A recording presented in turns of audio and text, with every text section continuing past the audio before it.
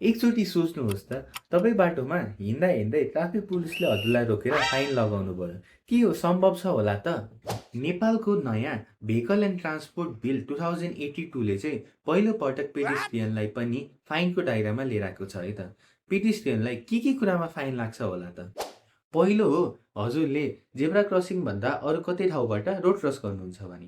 र दोस्रो भनेको त्यही जेब्रा क्रसिङमा पनि यदि रेड लाइट बलिरहेछ अनि हजुरले रोड क्रस गर्नुहुन्छ भने हजुरलाई त्यो कुरामा पनि फाइन लाग्न चाहिँ सक्छ है। र अरू दुईटा कुरा के हुन् भन्दा हजुर फुटपाथ छोडेर बाटोबाट हिँड्नुहुन्छ भने, अनि अर्को भनेको ट्राफिकको निर्देशन मान्नु हुँदैन भने हजुरले ठाउँको ठाउँ ट्राफिक पुलिसलाई ₹500 तिर्नुपर्ने हुनसक्छ है। तर यो ल अझै पास भएको चाहिँ छैन है, पार्लियामेन्टमा पेन्डिङ नै छ।